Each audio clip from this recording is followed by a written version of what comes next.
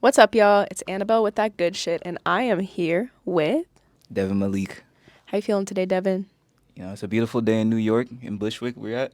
Yep. Yeah, it's beautiful. It's sunny outside. I'm feeling good. Oh, we're feeling amazing. How's your trip to New York been so far? What have you been up to? Honestly, all we've been doing is going to Governor's Ball and finding different bars to go to. What's been your highlight from Gov Ball so far? Who had the best performance that you've seen? Easily, easily Sexy Red. Of course. I mean, it was just song after song after song. Then when you think it's not another song, it's another song. Oh.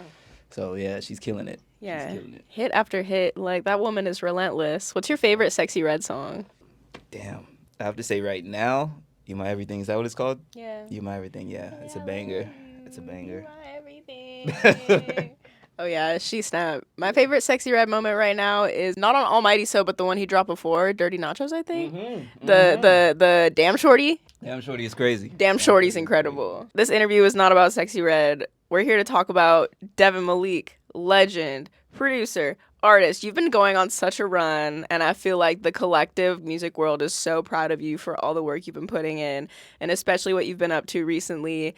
Got multiple features on the ScHoolboy Q album. You've produced some of my favorite beats, working heavily with TDE, and just gotta like give you your flowers first off because your work is just so important. You want to tell the people who may not be familiar with you a little bit about who you are and what you do? First off, thank you for that. My name is Devin Malik. I've been producing for like years, since I was like 13 years old. I'm 25 now. Yeah, now I started this rap journey, and we're here now. So take us back to 13-year-old Devin Malik. What was the first moment you dove into producing? Honestly, my cousins used to be, they had a studio in Fontana because they were rapping, and they used to produce like when they were my age now. So me and my brother would always like be up there just fucking around, learning shit. But they literally taught me like Reason, Logic. These are DAWs, by the way, like what to make beats on. Reason, Logic, like FL Studio, Machines, and I just like picked up everything from them Nice. and just like kept going with it. Those first few beats that you made, do you remember like what they sounded like? Yeah, I actually still have I still have a few. There's actually a SoundCloud out there with like me, like 12 years old, with like my beats on there. What's the username on that SoundCloud? Where can we find that? Someone will just have to do a deep dive and just hope you stumble upon it. But it's crazy. It's Okay. crazy. I was onto something back then, though. I was onto something. And after you had been doing it for a while, what was your first moment where you were like, this is something I really want to take seriously and like build my life around? I think the first moment I was like 14 years old, and I used to like always upload my beats to SoundCloud. And then I sold a beat on SoundCloud for $200. Now to a 14-year-old, that's like I had $20 million. I really felt like I couldn't be told nothing. Like it was the craziest moment for me. So from then I'm like, yo, this could be like a hobby, and it could also hopefully make some money. Okay, very yeah. nice. And since then, you've gone on to produce so many incredible songs. My favorite beat that I think you've made is All Herb off the Isaiah Rashad album. I love that beat so much. Tell me about how you've gone about building out your sound as a producer and what's led you to kind of make beats that sound like that. I feel like your beats are really dreamy, really like creative. How have you gone about like building out your style in terms of your production? Honestly, I get a lot from people like Tyler, Pharrell for sure, Kanye. They don't have like a type beat. They don't have like, oh, this is like their direct sound. It's like whoever they're working with or whatever vibe they're on, they could just like curate to like that type of thing. I don't know how to explain it. I try to be like a soundless producer. There's no like typical sound, Okay. if that makes sense. Definitely makes sense. I think you're very versatile. I completely agree. I've heard you make so many different types of sounds. What are some beats that you've made that you're most proud of from your career? My favorite beat is either the Lovebirds beat for ScHoolboy Q's project, or I was just, because I don't listen to my music a lot when it drops, but I was listening to the Link Ducker beat, and I'm like, damn, that's kind of tough. Link Ducker's That's crazy. kind of crazy, yeah. I was listening to it on my way over here, and I was definitely like, wow, like really snapped on that one. You want to tell us the story behind how you made Link Ducker? Like, where were you at, and what was the room like when you were making that beat? Man, that was literally around the first time I even started rapping and like doing it. I think I was just like, obviously another day cooking up, making beats, but like I remember I recorded the ref to it, and I was like, nah, I'm over this. Like I didn't like it at all. But then I played it for Q, and he was like, nah, you gotta like finish that. Like trust me, you gotta finish that, blah blah. So I went back in, finished it, dropped it, and it like started up something. Tell me a little bit about you starting to rap more and starting to get more into that bag. What pushed you to start pursuing that? Honestly, I was trying to put out this producer project, like obviously my beats and then like everyone else rapping on it, but like it was so hard like getting people to clear it, and like sometimes people say you can have a song and other times they're like, nah, I'm gonna keep it for my album. So just that kind of just kept frustrating me, so I just started booking my own sessions with money I really did not even have, and I just like kept doing that, and I was really doing it on the low, like sending it to Omar, my brother, Musa. Yeah, I was just doing it on the low, like low key, and then they're like, oh, this is kind of fire, like just keep going with it. So I just kept going, and like, yeah, that's really how this all started. Like even when I was producing Q's album, like I was not a rapper at the time, like when we started that project at all. Now your voice is all over that thing. Yeah, it's crazy. It's crazy. I still don't know why he believed in me so much, but shout out to bro for letting me grace that project vocally. 'Cause that's crazy. Big shout out to Q. While we're at it, what's your favorite song on the Q project? Favorite song, Easy, the outro, Smile. I know it's not the biggest song on there, you know, maybe people don't get it, but that is for sure the best beat I've ever made, I feel like. And that song is just, it's fire. It's too short. This is your sign to double back on Smile if you haven't given it the attention that it deserves. I want to ask you about your own music taste. What's on your playlist right now? What have you been listening to? What I listen to, it'd be so all over the place. Like, no cap, every morning I listen to Venus as a Boy. That's like my go-to morning song when I'm taking a shower. Naomi Sharon. I like Amma Ray. Old music like Escape. I listen to a lot of them. New school, Ken Carson. It's the absolute GOAT. The Concrete Project is fire too. Pimpin' Ain't Easy is my shit. Where do you stand on Cash Cobain? Are you a big fan? Like, what does Cash Cobain mean to you? Because I feel like that's what everyone's listening to and talking about right now. Cash Cobain is he's literally killing the game. Like, he could break artists with his sound, and like that's not easy to do. And it's like, it's fire. Some people say like it's too consistent, but like it's literally his sound. There's never a time Cash Cobain's music is like on and I'm like, oh, cut this off. It's literally always lit. It's always lit. Like, You it's can't always not have a good time when it's on. That's what I'm saying. Who do you think is the last artist who kind of had that capability to like break new artists with their sound in the way Cash does? I think the last time we saw it like this was probably Pierre Bourne, and he started that whole wave. Bro, I'm so excited to go to Gov Ball today and see Dawn play Attitude. Ooh, please bring Charlie Wilson on that stage. Brother, Charlie Wilson versus crazy. Shout out to Don Toliver. He's goated too, for sure. I love his music. I want to get into some more like fun questions. You got a song called Canadian Tux. I love a Canadian Tux. Big Denim fan. What's your go-to like Canadian Tux fit? Like, what pieces are you wearing to put together the perfect Canadian Tux? I got this Stussy top and some Levi jeans. That's my tux. That's my budget tux. You know, you could tux in that budget. Hey, for sure. The budget tux. What inspired you to make a song about the Canadian tux? A classic look. I was literally on Instagram and I saw, I think it was Bottega Veneta. I think they posted a picture of Rocky and he was in a tux. I was like, damn, that's tough. And I just made a song about a Canadian tux. Next question I have for you, Devin.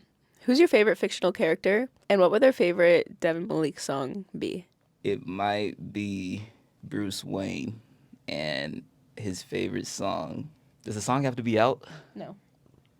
His song would definitely be Geekertown. Geekertown. Yes, that's in song number 2 on my project. Oh. Geekertown. Well, let's jump into that because I know we've got a new project working. I feel like this is going to be a massive moment for you coming off the Q project and just all the momentum you've been building. So what can you tell us about the new project? This project is literally, I feel like it's a new sound. There's no rules to it. All the songs are different. It's fun. It's exciting. It's intriguing.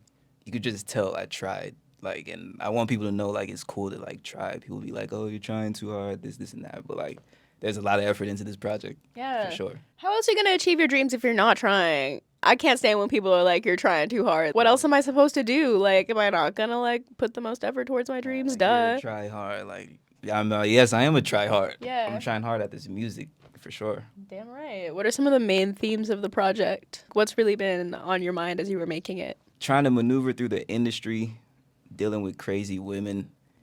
It just, like, dealing with a lot of people that just have problems that no one knows about. Like, whether it be drugs or just, like, other vices that people be dealing with. I just put it all into the music, for sure. From your experiences so far navigating the music industry, what advice would you give to rising artists who are trying to find their way through this shit? Don't expect people to support you, number one, like whether it be the closest people to you or like a random on the internet. You should never like expect people to just support you. And just keep that tunnel vision. It's so easy to get lost looking at, oh, this guy's doing this. Oh, this guy just got that. Oh, but he's younger than me and he did this. But like none of that stuff like matters. Everyone's like on their own accord, and like whatever's meant to happen for you, like it'll probably happen. That's what they say. Comparison is the thief of joy. Like, no two stories are the same. No two timelines are the same. Like, I feel like you got to trust your own timing. When you just work on, like, your own internal clock, like, that's when things really, like, come together for you, you know? Especially in music, because like again, I'm on a ScHoolboy Q project. Like my first song dropped 9 months ago. None of that was like planned. Like for the Lovebird song, we were just in there. Like I'd be freestyling. Like so when I make a beat, so I'll just go in there like freestyle or whatever, boom, boom, boom.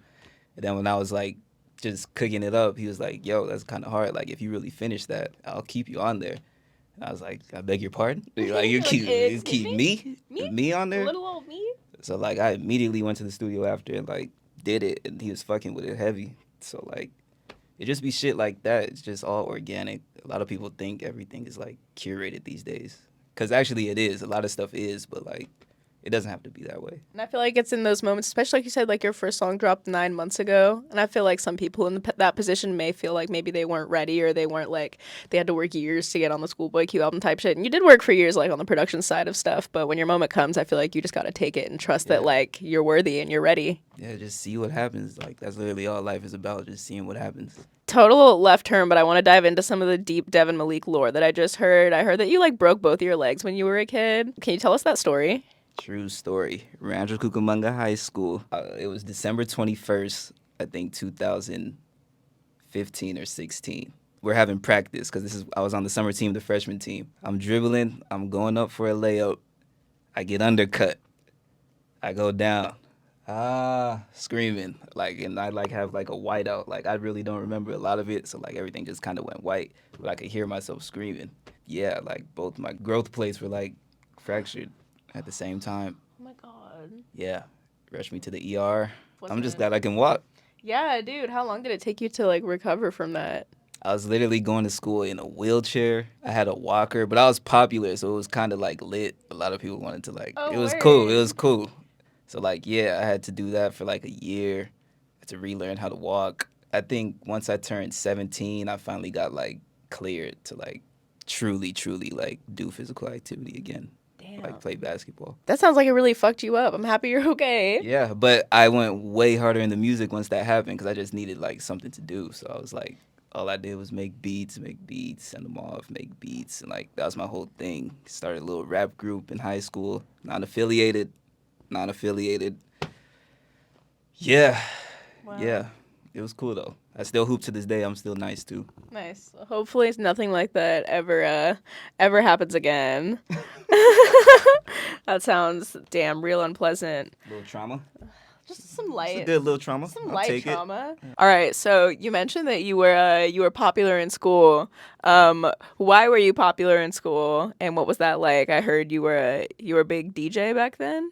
Yes, at Rancho, I was the DJ. I was the guy because we had these people that like these rich kids that would like get these B&Bs, like fat ass mansions. We made the news a couple times, like the parties we would throw. I would always like DJ all of them, and that was under my name, Yoga Flame. So like I used to make music with D Savage, Ken Carson when he was coming up. I actually got a song with Yachty. I was literally that guy. Like I was the man. That was like after I broke my legs though. Sophomore year, I tapped into like the DJing and all that.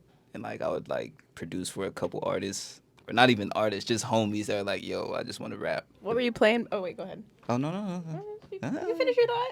What was I gonna say? Yeah, the people that know, like Yoga Flame in Rancho Cucamonga, that was iconic. It was iconic what we were doing at 15 years old. Is that like SoundCloud page still up there? Can we still find your work under that name? Yes, if you go to SoundCloud and search Yoga Flame, you can find everything. Okay. I used to have DJ mixes. They're still up on my page. It was a fun time, but there was a lot of drugs being done. Not by me, but a lot of a lot of them kids crashed out, man. It's sad. It's sad for real, but They got crazy out there. yeah. The SoCal high school kids. Bro, I went to a Catholic high school, and they were they were nuts. In Catholic school, Yeah. The Catholic school kids go the craziest, I feel like. they just have to get it off, or like Yeah, this- just everything's like really repressed and like the school's like mad strict. So like when you get to party, it's like you gotta like let it all out there, you know? Were you crazy? I wasn't that crazy. I wasn't super popular in school and I also wasn't too crazy. I was like a nerd, so I was like spending most of my time like doing schoolwork and stuff. But senior year I feel like I got a little crazy. True. I had an appropriate amount of fun, but I wasn't on the news with my parties and shit. And I wasn't DJing. I wish I got to DJ in high school. But Man, I feel like I saw a little too much, man. I think I saw a little too much in high school. do you DJ still? Occasionally, like I think, was it 2022 or like 2023? We would like throw different things in LA. This is before I was rapping again too, so I was like, oh, I should start like doing little DJ things. So I did a couple of those, but I never really took it to that level. I'm nice on the sticks though, for sure. Maybe a DJ return is coming one of these days. That would be fire. If you ever want to hit a little back to back, you know, let me know. I'm with it. I'm with it for sure. What were you listening to back then when you first started producing in like the leg break era? The leg break. I was literally like an Odd Future. Like I was all in. I used to warm up for basketball to Goblin, which is kind of weird. Like that's kind of weird as a kid. Like what these kids listen to warming up is like it's not like that. Obviously TDE, ASAP when they were coming up, all those dudes on their come up So you've had taste from the beginning. from the jump. It's a blessing to be able to work with some of these guys. Seriously, I do not take it for granted. I really want to know what your perspective is on where TDE is at right now and where you see it going. I feel like it's going in such an exciting direction. They got artists like Doechii, who I feel like are really pushing the sound forward. Obviously, Q's new album is going crazy. What's it like being a part of TDE, and where do you see TDE going in the next couple years? Honestly, it's literally a blessing to be able to like work with people this talented. Their number one thing is always just like, how is my music? Like that's always the number one like topic for them. A lot of people be trying to get like looks off and do like all this other stuff, but like they truly just keep it music. And as far as where it's going, it's definitely exciting. Like Doechii is pushing every boundary. I feel like people haven't even got a taste of like what she's really on till like her album drops. Yeah, being a part of that and just it's gonna be a new wave. Obviously the OGs are still, you know, gonna do their thing, but it's definitely a new wave coming that they're supporting too. Yeah. Heavily. Outside of TDE, are there any other artists rising up right now that you're really excited about that you feel like are going to change the game? So I like to go to a lot of concerts. Like that's my whole thing. I will pay that ticket for a concert. I love going to the Echo. I saw Tisa Korean and Mighty Bay last year. That was genuinely one of the best concerts I've ever been to. They're Like, so fire. like, dude, like I think it was 300 or like 350 of us in there. Like they just know how to put on like a show. I think that's a lost art. I seen Icy Twat there too. That shit was crazy. Tizo too. I just hope a lot of kids coming up like look at people like that. It's more to this than just like, oh, I'm just here, like I rap, go home. It's a true like art to put on a show. And I think those are all people who are also really amazing with world building.